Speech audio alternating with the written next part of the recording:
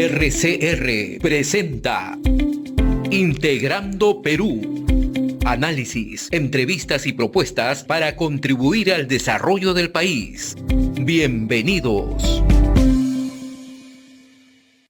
José González, bienvenido, experto, analista peruano que reside en Nueva York y sigue muy de cerca el mundo minero y el mundo de la energía.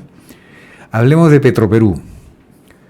Es un tema muy sensible para este gobierno tal como finalmente ha quedado, porque no existe un criterio claro de cómo enfrentar la situación de Petroperú en cuidados intensivos. Correcto. Objetivamente, Petroperú tiene problemas de caja. Petroperú no puede hoy comprar crudo para cumplir con atender al mercado. Es urgente reperfilar la deuda de Petroperú. Correcto. Si no hacen eso, la situación de deterioro puede llevar a problemas del mercado interno y encarecimiento y ahondar el problema de la empresa en cuidados intensivos. Correcto. Quebrarla es una gran tontería porque de todas maneras se va a tener que sacar la cara como país para atender las demandas de los bonistas internacionales. Otro aspecto también importante, legalmente ni siquiera el Indecopi tiene competencia para un comité de insolvencia especial para Petroperú, porque hay una ley que restringe a las empresas del Estado de esa posibilidad. Tendría, por eso Carlos Anderson, el finado congresista, dejó un proyecto en ese sentido, pero estamos frente a un problema mayor, porque estamos hablando de en manos privadas, los combustibles, el Estado podría atender los lugares remotos al mismo precio que en Lima, podría tener facilidades de abastecimiento y de financiamiento del suministro a la Fuerza Armada y la Policía Nacional en momentos en que vuelven los desastres naturales a golpear seriamente la infraestructura y a poner en riesgo la vida y salud de las personas. Estamos frente a un escenario complicado. ¿Por qué no se ha hecho lo correcto en el gobierno de la señora Dina y en lo que fue el gobierno del señor Gerí? Y ahora vamos a ver qué pasa, pero da la impresión de que el problema se patea, no se sincera las cosas, no se enfrenta a las cosas. ¿Cuál es tu opinión? Como dicen las agencias calificadoras, se sigue resolviendo el problema sin solucionarlo. No se atiende el problema estructural de Petroperú, que más que es una arruga que empieza a suceder cuando se para la vieja refinería por 3 años. Esa refinería producía 60,000 barriles diarios. Ese fue un error. Y generaba un EBITDA de $380 millones al año, y se endeuda a la compañía para construir la nueva refinería. De nuevo, responsabilidades no culpas. Ya la refinería existe. Se acaban de publicar los resultados del cuarto trimestre del año completo y la compañía tiene un EBITDA que es una aproximación al ingreso operativo. Es lo que ha ganado la compañía antes de los intereses, los impuestos, la depreciación y la amortización que usamos los banqueros para saber si el negocio genera caja. 13 millones, marginal, pero lo que demuestra que las decisiones de la junta del directorio anterior y el ramp-up de la refinería empiezan a funcionar. Cuando uno le suma las obligaciones financieras y los proveedores, sin duda pierde dinero. Y la única salida, en la medida que la reorganización patrimonial propuesta durante la administración breve del presidente Gerí, en virtud de una aprobación del nuevo gabinete que tiene 30 días, una elección que es en abril, y un cambio de administración en la República del Perú que es en julio, difícilmente van a poder continuar con ese proceso en los pocos meses que quedan, y difícilmente, salvo que hay un acuerdo con un concesionario comprador, ningún interés internacional va a tocar esta papa caliente que es la de Petroperú, en virtud de una potencial cesación de pagos a bonistas que tienen $3,000 millones en deuda y que van a litigar por sus derechos como acreedores. Si Gramercy ha dedicado 10 años a litigar por $100 millones que se deben de los bonos de la deuda agraria, de esta vieja deuda. Imagínate $3.000 millones de los bonos de Petroperú, que están en manos de grandes fondos de inversión norteamericanos, que a su vez son acreedores de la República del Perú. Es un problema, además ese es otro problema. Y aquí hay que subsanar los pagos a los proveedores tan pronto como abril, y hay que pagar cupones de deuda en junio, ¿sí? Es decir, la solución tiene que ver, primero, atender las emergencias de la corporación, cuya carga en la refinería ha bajado de 90 a 70 mil barriles porque no tienen cash para comprar crudo, materia prima, y generar la caja que te permite que la compañía siga subsistiendo hasta que se reperfile la deuda, que es la única alternativa en este punto de hacerlo adecuadamente. ¿Cómo tú explicas que personas calificadas, algunos exministros, sostengan que no hay riesgo de que se declare la insolvencia y que como no hay garantía soberana del Perú, el tema no va a causar mayor daño a la economía? Están cometiendo un grave error. Por supuesto, Petroperú es un cuasi soberano, y es un cuasi soberano porque es una corporación 100% poseída por la nación peruana, la República del Perú, representada por su Estado, 60% el MEF, 40% el MINEM. Y el propietario, el administrador de la propiedad de la República del Perú, tiene una responsabilidad sobre los compromisos asumidos por la corporación en un continuum que no es el gobierno de X, Y o Z, sino la República del Perú en su continuidad administrativa, independientemente de cuántos gobiernos hayan tenido desde que se emitieron esos bonos. Esos bonos se emiten con prospectos que tienen lo que se llaman covenants and indentures, condiciones, es decir, las condiciones del préstamo, que le dan mucho poder a los bonistas. El Estado puede decir, yo no soy responsable, pero eso se va a dirimir en una corte de Nueva York. Esos son bonos emitidos en mercados internacionales bajo la regla 144A de la Ley de Títulos Valores de los Estados Unidos de 1934, que le da potestad a los acreedores a dilucidar cualquier litigio en el distrito sur de la isla de Manhattan. Y la decisión la va a tomar un juez en Manhattan, y va, lo más probable, revisando los documentos de la colocación de los bonos, va a fallar a favor de los acreedores, porque además... Y me olvidé, hay un candidato presidencial que sostiene lo mismo, pero aquí corremos el riesgo de ir por lana y regresar trasquilados. Correcto, pero ¿y cuál es el otro problema, Pedro? Cuando Petróleos de Venezuela entra en default y el Estado venezolano quiebra, los bonistas venden los bonos porque no hay cómo cobrarlos, ¿sí? Prefieren tomar la pérdida y vender los bonos, que hoy esos bonos que llegaron a transar a 3 y 7 centavos se cotizan en 40 en virtud de la recuperación económica venezolana a raíz de los eventos del 3 de enero. Pero la República del Perú tiene reservas internacionales por 93, 97 mil millones de dólares. Es la discusión que tenemos. Si tú le restas el encaje, la posición en cambio, que es el dinero de la República, son 67 mil millones. ¿Y qué dicen qué van a decir los acreedores? Tú tienes caja para pagarme, yo no voy a vender los bonos, voy a cobrarte en litigio, con lucro cesante y daños y prejuicios, por haberte desentendido de una corporación que debiste haber administrado, y porque tienes una obligación conmigo como acreedor, de la cual no puedes lavarte las manos. Recordemos, cuando Alan García dijo en su primer gobierno que solo iba a pagar el 10% de las exportaciones porque éramos un país pobre, ¿qué sucedió? Nos declaramos inelegibles, terminamos sin hiperinflación, y esa deuda se tuvo que pagar en la reestructuración de la administración Fujimori. Esos bonos fueron emitidos, la República del Perú asumió responsabilidades en virtud de su corporación, y en el litigio los fondos no van a querer litigar hasta que tengan que litigar. Y cuando litiguen, recordemos la experiencia de la deuda argentina y los fondos, y el fondo de Elliott, los llamados fondos buitres, la sentencia en las cortes neoyorquinas de los Estados Unidos en Delaware y New York, que acaban de aprobar la subasta de Citgo por el default de la República, lo que se llama el alter ego. Los acreedores demuestran que no hay una diferencia entre Petróleos de Venezuela y la República de Venezuela, porque no es una corporación que se ha mantenido a la distancia de un brazo. ¿Cómo lo demuestras? 12 directorios en 10 años demuestran que hay un manejo político de la corporación. No se maneja como Petrobras, no se maneja como Ecopetrol. Hay un alter ego. El Estado y la corporación son lo mismo, y eso lo va a sentenciar un juez. No lo deciden las autoridades peruanas ni los exministros peruanos.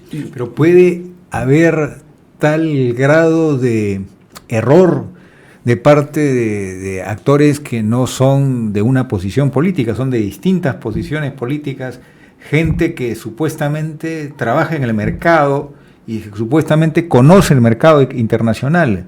¿Cómo podemos dar como viable una salida que resulta al final altamente contingente? Ese es trabajo, digamos, nosotros, ¿sabes? Hacemos banca de inversión, finanzas corporativas. Nosotros sabemos la carpintería y la plomería de las ofertas de bonos. Sabemos más que el promedio.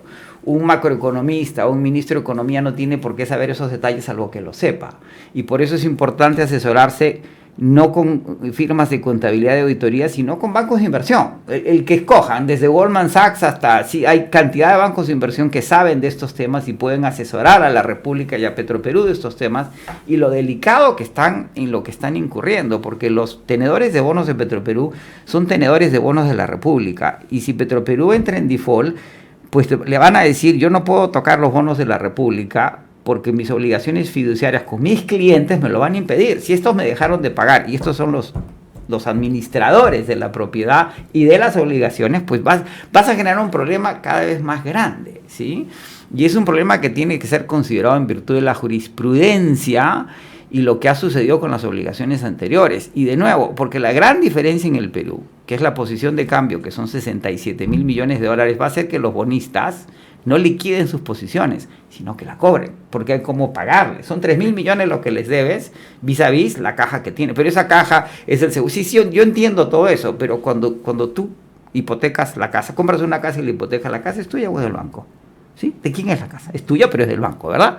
Y no puedes cambiar el título ni hacer nada con esa casa hasta que no... Está condicionado todo, va. Es exactamente lo mismo. Y tú puedes ir al banco y decirle, pero tengo que pagar el colegio de los chicos y tengo que... Y el banco te va a decir, ese es problema tuyo. Tú firmaste una hipoteca y eso va a suceder exactamente lo mismo. Ahora, la pregunta difícil que me podrían hacer es, ¿pero puede un gobierno tan temporal, un gobierno parlamentario... Correcto.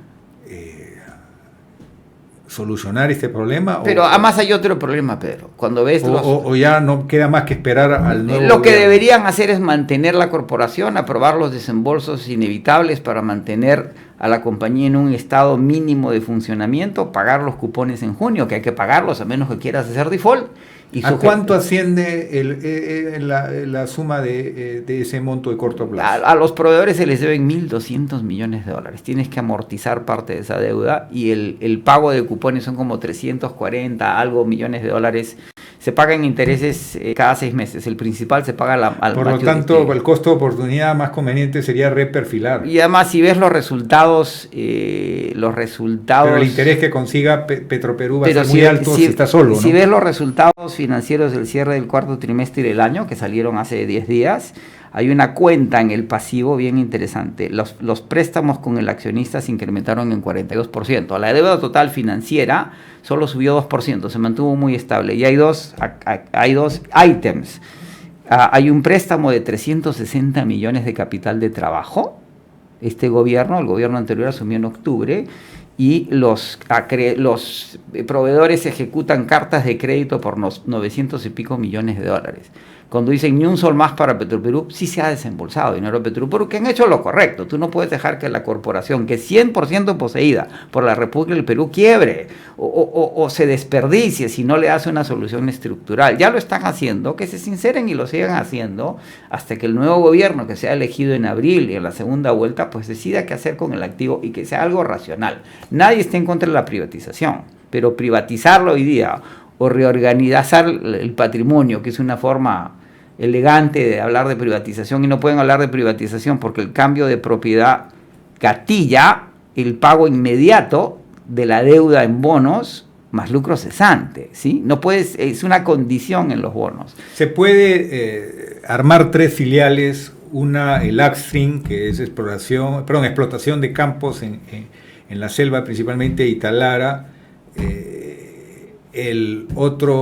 La otra filial puede ser refinería y plantas de almacenamiento, y dejar el patito feo que exige una intervención del Estado como dueño del oleoducto, que le dé condiciones de seguridad para que cumpla un importante rol de transporte del producto del crudo que necesita la refinería.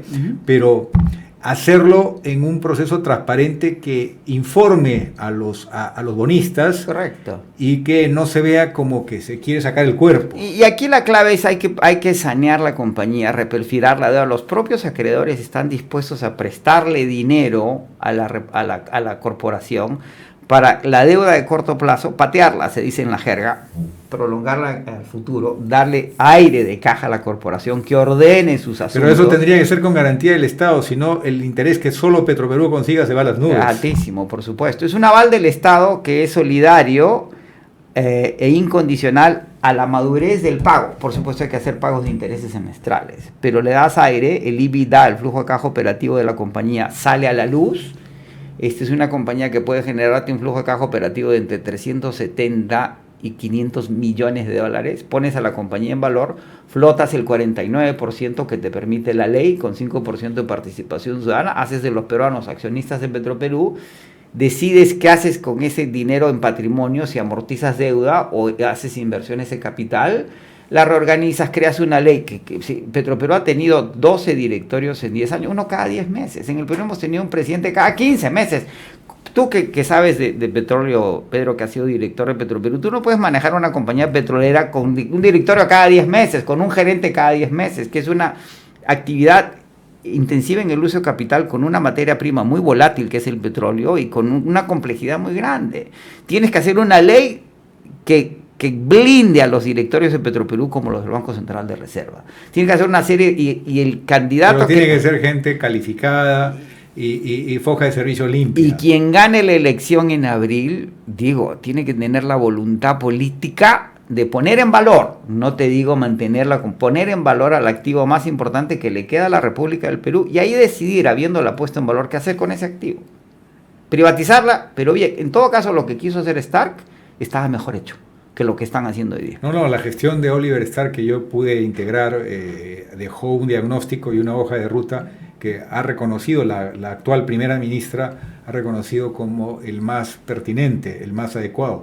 Pero la realidad es que la señora Dina no hizo caso. Pero lo que están haciendo ahora con el DU 010 no tiene sentido. Lo que quiso hacer Stark era un proceso progresivo hacia adelante que hubiera permitido este proceso.